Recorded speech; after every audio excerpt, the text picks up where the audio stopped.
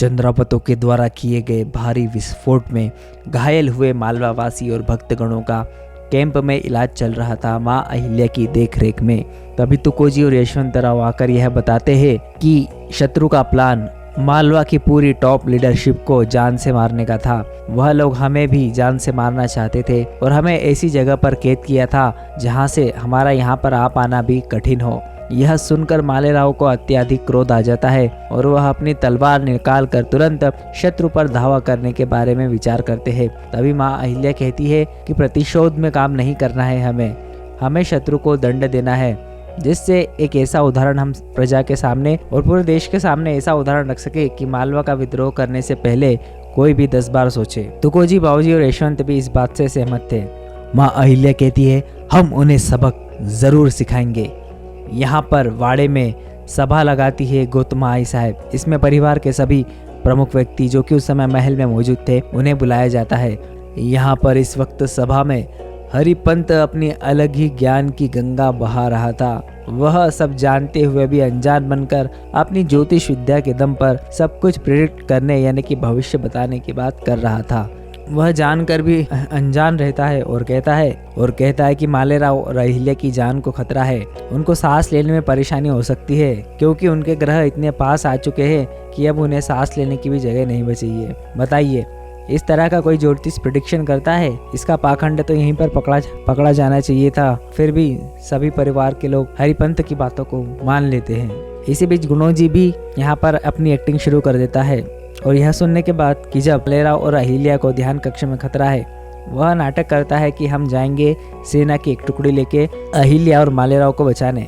पर गौतमा रानी कहती है, वहीं रुक जाइए जवाई साहब, हमें आप पर भरोसा नहीं है। अहिल्या को बचाना होगा तो अहिल्या को बचाने के लिए हम जाएंगे, आप नहीं जाओगे। तभी माँ अहिल्या का दरबार हॉल में प्रवेश होता है।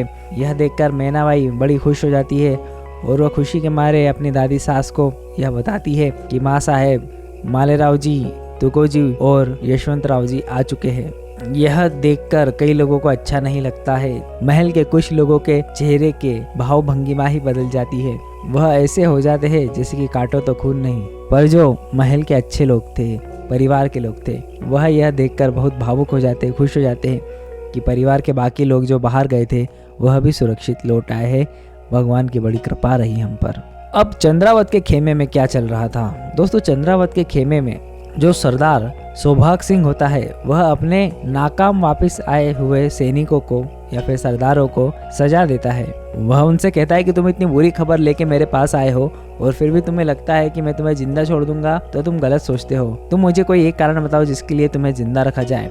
तब वह दोनों सेवक या सैनिक कहते हैं कि हम अब आपके पास कभी भी इस तरह की नेगेटिव न्यूज नहीं लाएंगे। तो सौभाग सिंह कहता है, अच्छा तो तुम अब मुझसे सच बोलना भी बंद कर दोगे? तब वह सेवक कहते कि नहीं, हम ऐसा काम करेंगे कि जो आपको प्रिय हो, जो आपको अप्रिय हो ऐसा काम हम कभी करेंगे ही नहीं। तब सौभाग सिंह कहता है, ठीक है, तुम अपनी आंखें बंद करो और मेरे साथ दोहराओ कि जैसा मैं कहूँगा तुम लोग वैसा ही करोगे। तब उसके जो सेवक रहते हैं उनके पास और कोई चारा ही नहीं था क्योंकि वो भी बंदी बने हुए थे और सौभाग सिंह जब चाहे तब उन्हें मार सकता था। तब वह दोनों बंदी बने हुए सेवक यह कहने पे मजबूर हो जाते हैं कि जैसा आप कहोगे हम वैसा ही करेंगे, आप हमें मुक्ति दीजिए। ऐसा उनको सौभाग सिंह ने कहने के लिए कहा था और वह ऐसा ही कहते हैं। और देखते देखते सौभाग सिंह उन दोनों को जिंदा ही जला देता है और वह दोनों चीखते चिल्लाते और तड़पते रहते, पर कोई भी उनको बचाने और मदद करने नहीं आता है। सौभाग सिंह के इस तरह अपने ही आदमी को सजा देना बता रहा था कि वह किस तरह का आदमी है। और फाइनली इतने दिनों के बाद मालवा के गुप्तचरों के होश ठिकाने आते हैं और वह यह देख लेते हैं कि मालवा की सीमा पर 3 लाख की फौज बैठी हुई है। माँ अहिल्या रात्रि के समय भगवान शिव शंभू का धन्यवाद अदा कर रही थी कि आज आपने हमें सुरक्षित यहाँ तक पहुँचाया, तथा वो भगवान से शक्ति मांग रही थी कि हम मालवा पर आए संकट का मुकाबला कर पाए। तभी गौतमा रानी उनके पास आके बैठती है और पूछती है, अहिल्या हुआ क्या था मुझे बताओ। तब माँ अहिल्या बताती है कि हमारे साथ क्या क्या हुआ था, हमें किस तरह से सताया गया था और मालवा के शीर्ष नेतृत्व को मारने की साजिश ये रची गई थी। द्वारकाबाई भी चुप चुप कर दोनों सास बहू की बातें सुन रही थी। द्वारकाबाई के मन में यही चल रहा था कि अब इसका भी इल्जाम कहीं हमारे प्यारे जमाई राजा पर नहीं डाल दिया जाए, इसलिए मुझे जमाई राजा को सावधान रहने के लिए कहना होगा। दरअसल उनको पता ही नहीं था कि उनका जमाई राजा क्या गुल खिलाकर आया है। यहाँ पर मैनाबाई जख्मी मालेराव से कहती है कि आप यह हल्दी का दूध पी लीजिए हल्दी में कई औषधीय गुण होते हैं जिससे आपके जख्म जल्दी भर जाएंगे। तो मालेराव कहते हैं हमें किसी हल्दी वल्दी के दूध की जरूरत नहीं है, हमारे जख्म ऐसे ही भर जाएंगे। पास ही में मुक्ताबाई और उनके पति यशवंतराव जी भी बैठे रहते हैं। वह हल्दी का दूध पी रहे थे पर मालेराव दूध पीने में आनाकानी कर रहे थे एक बच्चे की तरह। तभी गौतमा आई अब माँ अहिल्या से कहती है कि जाओ अपने परिवार के पास जाओ, एक माँ की तरह उनका ख्याल रखो।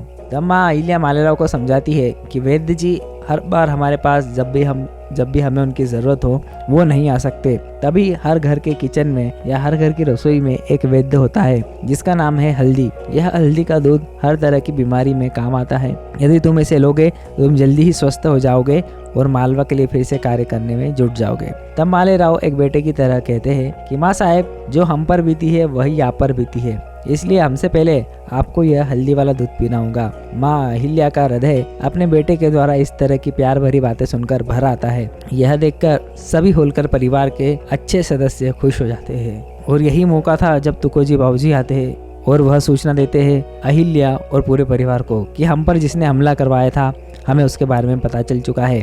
हमारे गुप्तचर यह सूचना लाए हैं कि मालवा की सीमा पर 3 लाख की विशालकाय सेना लेकर चंद्रावत सरदार सौभाग सिंह बैठा हुआ है। सौभाग सिंह का नाम सुनते ही माँ अहिल्या को उसके बारे में सब कुछ याद आ जाता है और वह कहती है कि अब हमें शीघ्र उस पर चढ़ाई करनी होगी, उस पर हमला करना होगा, क्योंकि यदि हमने ज्यादा समय गवा दिया तो हम यह युद्ध नहीं जीत पाएंगे। मालेराव जी भी इस बात से सहमत थे। तभी बताया जाता है कि आने वाले एपिसोड्स में चंद्रावत और माँ अहिल्या के बीच में घमासान युद्ध होने वाला है जिसमें मालेराव को बंदी बना लिया जाता है। कैसे छुड़ाएगी माँ अहिल्या अपने बेटे को और कैसे जीतेगी यह युद्ध जानेंगे अगले एपिसोड में।